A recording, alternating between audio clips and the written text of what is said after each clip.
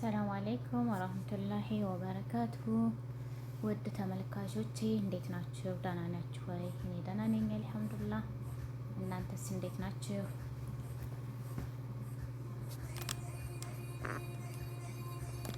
ሰላም ሰላም ብያለሁኝ።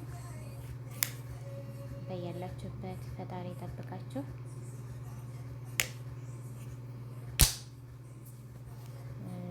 ዛሬ አንዲት ልጅ ስታለቅስ አይቼ ለስራ ምክንያት ማለት ነው።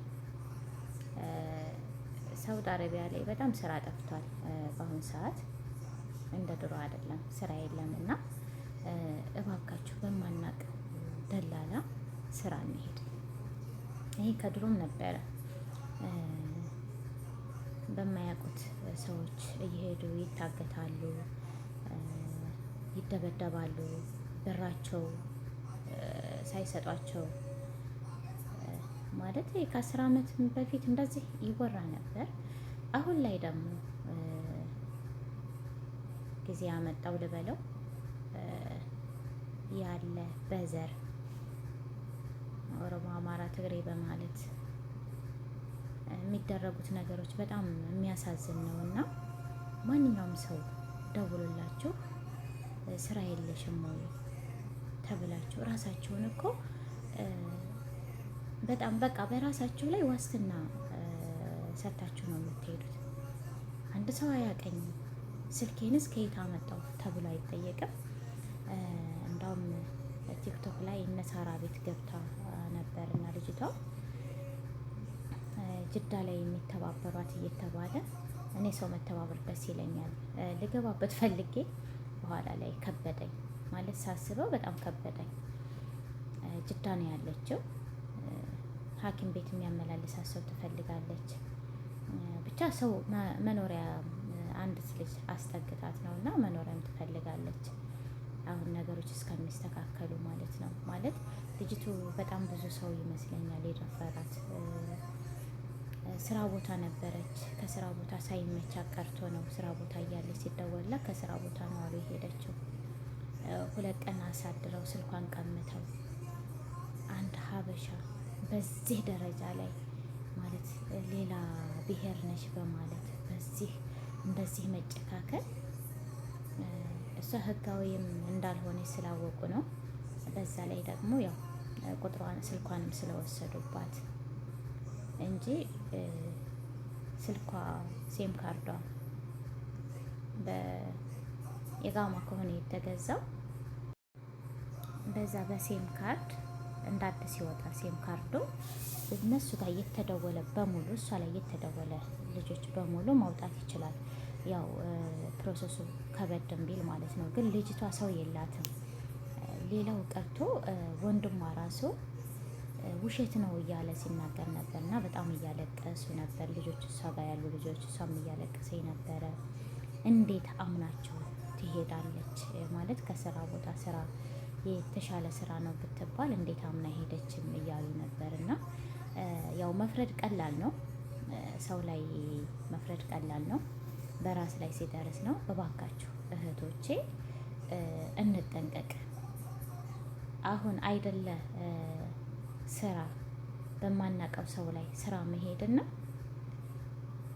አንድ ሀበሻ እኮ የሆነ ቦታ ላድርሳችሁ ብሎ መንገድ ላይ ቢያገኘን ድሮ ላይ ሀበሻ ነው ተብሎ ነበረ። በቃ በስመ ጥቁርነት ሀበሻ ነበር ብለን የምንጠይቀው። ለምን ፍርሃት የለንም። የሆነ ሀበሻን ስናገኝ ደስ ይለን ነበረ። በብዛት አሁን ኤምባሲ ሄዶ የሚመጣ ሰው ሀበሻ ላይ ካልሆነ እንጂ በሀበሻ ታክሲ ካልሆነ እንጂ በሌላ ታክሲ አይሄድም። በቃ ሀበሻን የራሳችን ነው ወንድማችን ነው ብለን ስለምናስብ። ግን ኤምባሲ በረም ላይ አሁን በጣም ብዙ ልጆች እየጠበቁ የማይታወቅ ቦታ እየወሰዱ ብዙ መጥፎ ስራ የሚሰሩ ሰዎች አሉ። የሚያብቱ አሉ፣ የሚደፍሩ አሉ እና ሴትን የሚሸጡ አሉ።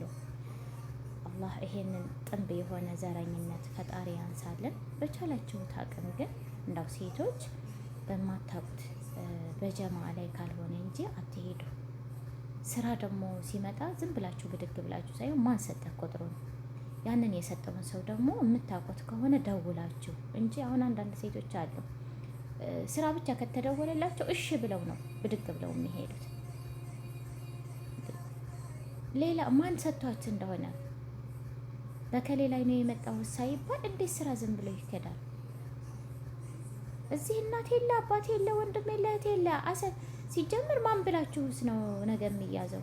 ሴም ካርድ እኮ በ50 ብር ዝም ብሎ በስም ያልወጣ ሴም ካርድ ይገዛል። እናንተ ከተወሰዳችሁ በኋላ ያን ሴም ይጥለዋል፣ ያን ሴም ካርድ ይጥለዋል። ምሳሌ ቤት ለጓደኞቻችሁ ሰጣችሁ በዚህ ቁጥር ነው ስራ የገባሁት ብትሉ።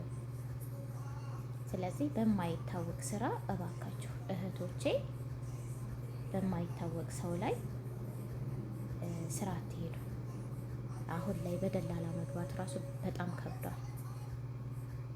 እንደው ደላላዋን በጣም ረጅም የምትታወቅ እንደ ቤተሰብ የሆኑ ደላላዎች ላይክ እንደ ቤተሰብ የሚሆኑ ደላላዎች አሉ። አሁን ድሮ ላይ አዲስ እንደመጣሁ ይመስለኛል እና የሆነ ልጅ ደላላ ነው ተዋውቄ፣ የምር ነው የምላችሁ ጀማዎችን አስገባለሁ። እኔ እንኳን በደላላ ስራ ባልገባ በጣም ጎበዝ የሚያስገባቸው ቤተሰብ የሆነ ቤት ነው የሚያስገባቸው። እኔ ሲስተሬ ወርቅ ሰታታለች እህቴ ማለት ነው። በሱ ስራ አስገብቼ ወላሂ ወርቅ ነው የሰጠቻት። ቀለበት ሰታታለች ከስራ ስትወጣ። ያውም አመት የሚሆን አልሰራችም። በቃ የጦርነት እንደዚህም ጓደኛ የነበረች በሱ እንደዚሁ ገብታ በጣም ጎበዝ፣ በቃ በጣም ጎበዝ ሰው ነው። ስራም ሲያስገባችሁ ሲጀምር በማን ላይ ነው ይላል። ማን የሰጣችሁ ቁጥሬ ማን የሰጣችሁ? አሁን በእኔ ላይ ሲባል የኔ ስም ሲጠሩለት ወላሂ ነው የምላችሁ ይደውልና ይሄ ቁጥር አንቺ ነሽ የሰጠሽው ይላል። ለምን እሱም እዛ ሄዶ ኃላፊነቱን በአንድ ሰው ላይ ኃላፊነቱን መውሰድ ከባድ ነው። አንድ ደግሞ እንደዚህ አንድ ጊዜ እሱ ደላላ አይደለም የጓደኛ የባል ነው እና ሜቢ ዛሬ 3 አመት አካባቢ ይመስለኛል ባልሳሳት ስራ አስገብቷት ልጅቱ ጠፋች። ሴትዮዋ እሱም ወላሂ በጣም ታሳደው ነበር። 40 ሺህ ሪያል እና ወርቅ ሰርቃኝ ነው የሄደችው እያለች ልጅቷን ዝም ብሎ ነው ያወቃት፣ በሰው ላይ ነው ያወቃት። እና ስራም ዝም ብሎ ማስገባት ሰው በጣም ከባድ ነው። ባገኛችሁበትም ሰው ስራ አትሄዱ እባካችሁ እህቶቼ፣ ራሳችሁን ጠብቁ፣ ተጠንቀቁ ለማለት ነው።